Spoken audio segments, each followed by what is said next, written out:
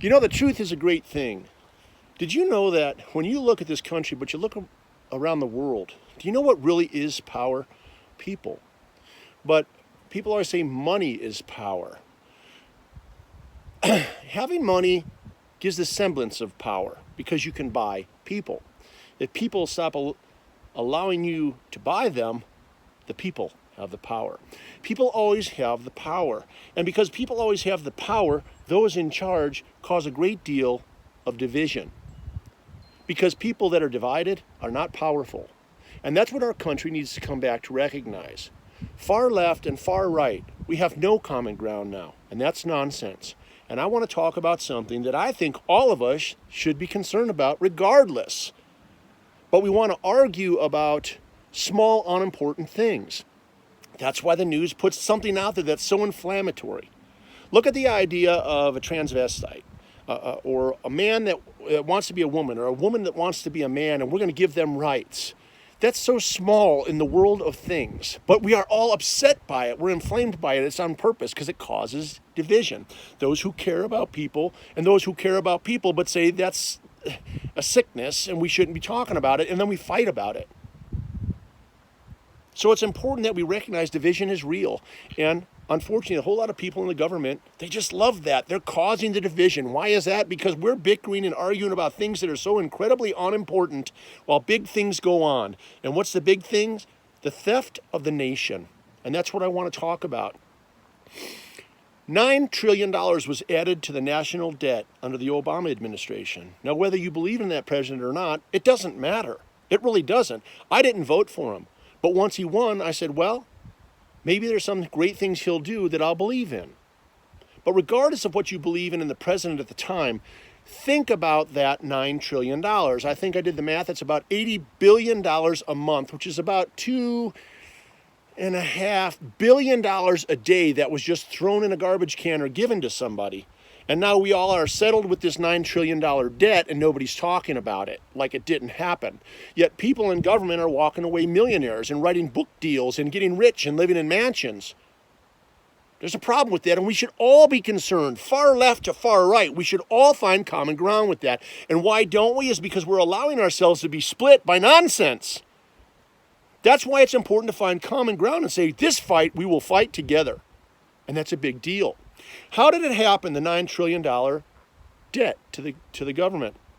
Well, to whoever, right? Because we don't even know who we owe the money to and who got the money and where it went. We don't even talk about it.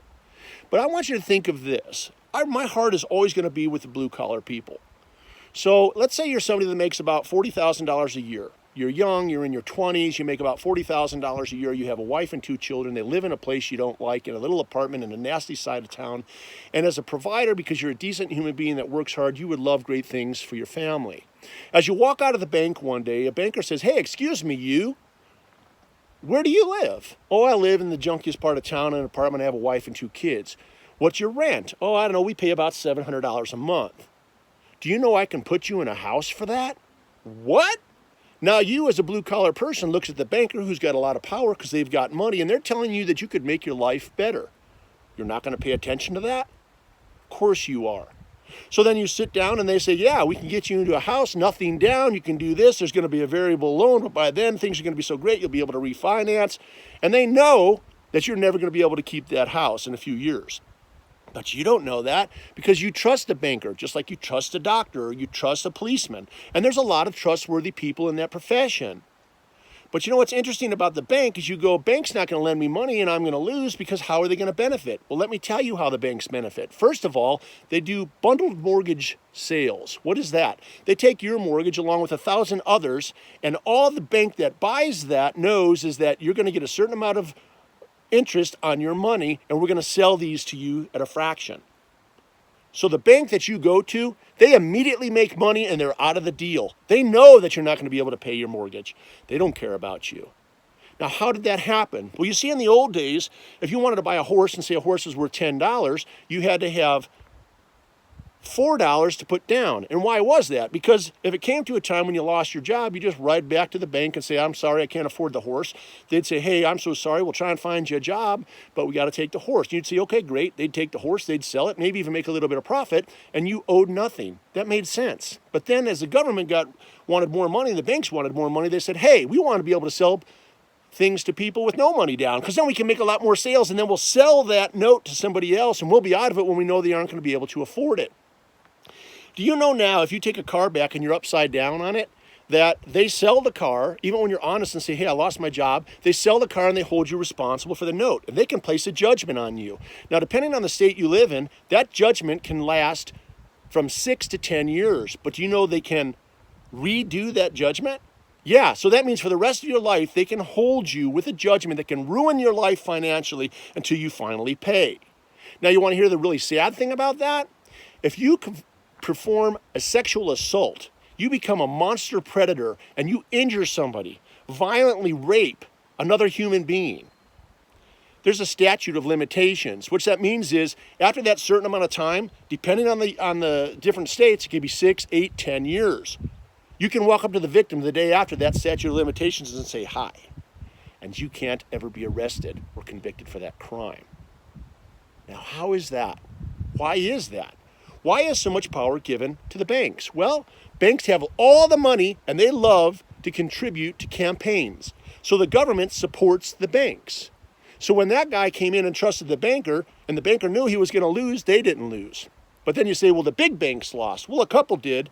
When they were adverse to the current administration of the government, those banks did lose big. The other ones didn't, because then the government came across and said, we're going to take the people's money, that's your money, and we're going to lend it to you for 0 to 2%, and we're going to let you sit on houses. So did you ever see how houses sat with people living in them for like a year and a half without paying for them? Well, that's because the banks were sitting on them, and they slowly released the houses back, taking small losses until they put the market of the houses back up into high prices, and then they sold those houses that sit there, finally kicked the people out when they knew they could sell them and make a profit. They didn't care about the people, and they made money. They made money by giving your money for free or low percentage. Yes, the people that caused the problem made money in the end, and all the people that were taken advantage of, you were responsible, right? Isn't that what the government says and the banks say? You took the note out, you should know better. Hey man, if I go to the doctor, I don't know better. That's why I'm going to the doctor. If I did, I wouldn't go to him, which I'm trying to get better about that all the time. I try not to go to the bank because the bank don't care about you. The bank cares about money. And the root of all evil, according to the Bible, is the love of money. That's simple stuff.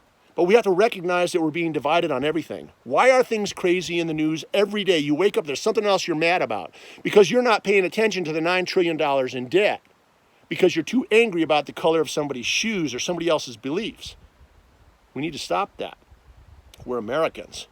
We're supposed to be smarter than that. We're being manipulated, which is a thwarting of the truth. And a thwarting of the truth is not truth. And that's manipulation. And that's what's happening. And as Americans, we should be coming together and stopping it. Don't allow us to be divided over nonsense anymore. God loves you. Enjoy your coffee.